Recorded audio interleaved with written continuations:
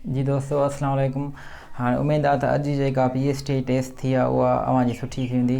हाणे जेका अॼु जेका PhD टेस्ट थी आहे उन में जेके असांजा मैथामेटिक्स जा क्वेश्चन आया आहिनि तक़रीबन असांजे चैनल तां 4 सुवाल आया आहिनि ऐं जेका कल्ह जेका टेस्ट थी उन में बि तक़रीबन असांजे चैनल तां तक़रीबन सुठा ई सुवाल आया। ठीकु आहे दोस्तों, त हाणे अॼु जेका टेस्ट आई आहे उन में जेके असांखे सुवाल पहुता आहिनि मैथामेटिक्स जा ऐं जेके सुवाल विज़िबल आहिनि अचो त उहे ॾिसूं कीअं थींदा।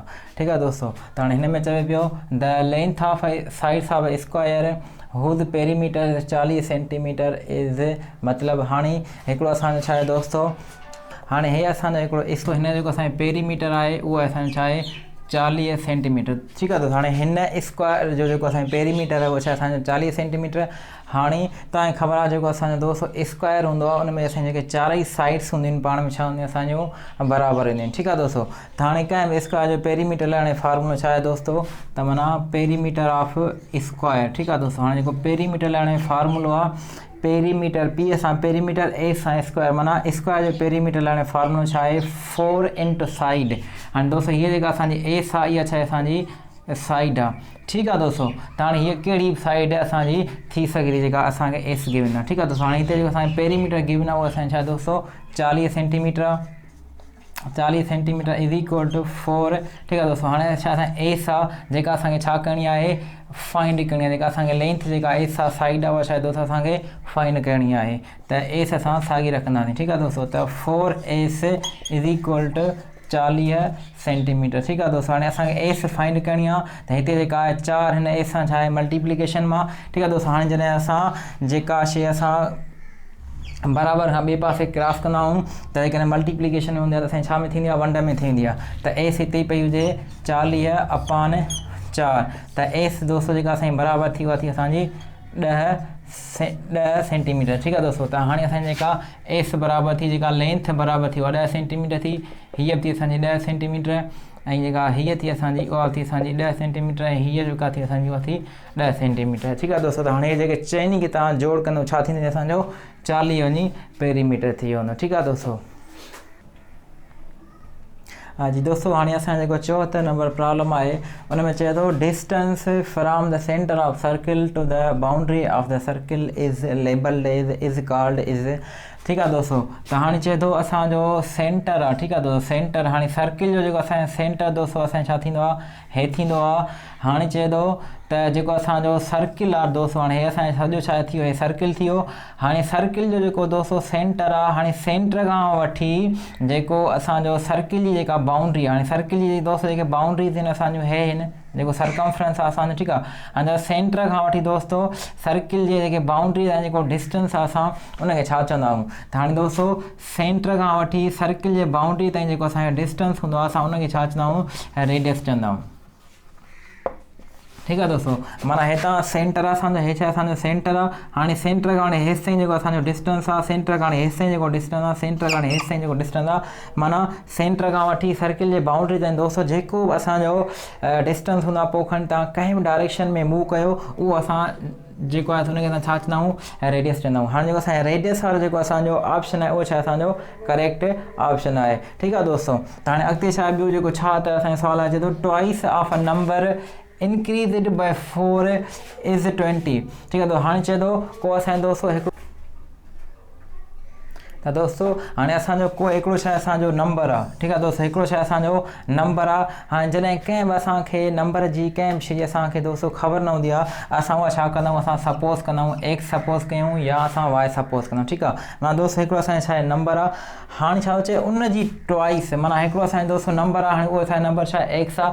हाणे उन नंबर जी असां छा कयूं ट्वाइस कयूं, छा कयूं ट्वाइस कयूं त छा थी असांजो 2x थी वियो इंक्रीज़ड बाय 4। हाणे जेको असांजो नंबर आहे जेको असां ट्वाइस कई थी हाणे उन में असां छा कंदासीं इंक्रीज़ कंदासीं 4 माना 4 छा कंदासीं असां जोड़ कंदासीं त 2x + 4। ठीकु आहे दोस्तों, उन में 4 ऐड कंदासीं इज़ 20। ठीकु आहे दोस्तों, त हाणे उन जेको जवाबु आहे दोस्तों उहो छा असांजो 20 आहे।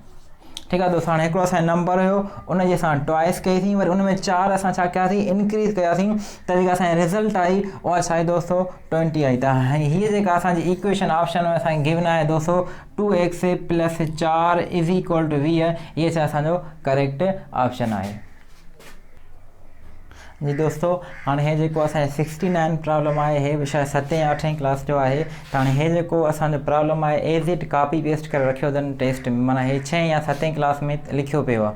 ठीकु आहे दोस्तों, हाणे चए थो if one angle of triangle is 90। ठीकु आहे दोस्तों, हाणे हिकिड़ी असांजी एंगल जेका असांजी दोस्तों हिकिड़ी एंगल आहे असांजी 90, माना हिकिड़ी असांजी ट्रायंगल आहे, उन में असांजी हिकिड़ी एंगल छा आहे दोस्तों 90 आहे। other two angles of these angles are 40% and 90% of 90 respectively। ठीकु आहे दोस्तों, हाणे हिकिड़ी असांजी एंगल दोस्तों छा आहे 90 आहे। ठीकु आहे दोस्तों, हाणे हिकिड़ी हाणे तव्हांखे ख़बर आहे त असांजी जेका ट्रायंगल हूंदी आहे उन में छा हूंदियूं असांजूं 3 एंगल्स हूंदियूं आहिनि। ठीकु आहे दोस्तों, हाणे 3 एंगल्स हूंदियूं आहिनि त हुन मां असांजी हिकिड़ी एंगल छा आहे दोस्तों 90 आहे। त हाणे ॿियूं जेके असांजी 2 एंगल्स आहिनि उहे छा आहिनि असांजूं हिकिड़ी 40% आहे 90 जी, ऐं ॿी जेका असांजी एंगल आहे उहा छा आहे असांजी 60% आहे 90 जी। ठीकु आहे दोस्तों, त हाणे हे जेके असांजी एंगल्स थींदियूं उहे असांजूं कहिड़ियूं थींदियूं। ठीकु आहे दोस्तों, त हाणे दोस्तों हाणे छा जेका हीअ असांजी 40% आहे उहा असां पहिरियां ॻोल्हियूं। ठीकु आहे दोस्तों, हाणे 100 मां असांजी छा आहे 40% आहे, 100 मां असांजी 40% आहे। ठीकु आहे दोस्तों, त 90 मां असांजी केतिरी थींदी। हाणे हीअ जेका असांजी 40% एंगल आहे कंहिंजी असांजी 90 जी आहे, त असां 90 न छा कंदासीं मल्टीप्लाई कंदासीं। ठीकु आहे दोस्तों, त हाणे हिकिड़ी ॿुड़ी हिन में ख़तमु थी वई, हिकिड़ी हिन में, हिकिड़ी हिन में ख़तमु थी वई। त हाणे असांजो छा थींदो असांजो 4 × 9, त हे घणा थींदो असांजो 4 × 9 36। ठीकु आहे दोस्तों, हाणे जेका असांजी 40% एंगल ई 90 जी उहा असांजी छा थी असांजी 36 थी असांजी। ठीकु आहे दोस्तों, हाणे जेका असांजी 60% ऑफ एंगल 90 आहे उहा असांजी केतिरी थींदी। ठीकु आहे दोस्तों, हाणे जेका असांजी 100 मां आहे दोस्तों 60% त असांजी 90 मां केतिरी थींदी अचो ॾिसूं। त हिकिड़ी एंगल हिकिड़ी ॿुड़ी हिन में ख़तमु थी, हिकिड़ी हिन में, त हाणे असांजो छा थींदो 6 × 9, त घणा थींदा असांजा 6 × 54। ठीकु आहे दोस्तों, त हाणे असांजी हिकिड़ी एंगल छा आहे दोस्तों 90 ई, त हाणे ॿी जेका असांजी एंगल थी उहा थी असांजी 36 ऐं जेका टी एंगल थी उहा थी दोस्तों असांजी 54। त हाणे असांजी जेका 36 ऐं जेका दोस्तों 54 जेको असांजो ऑप्शन आहे उहो छा असांजो करेक्ट ऑप्शन आहे।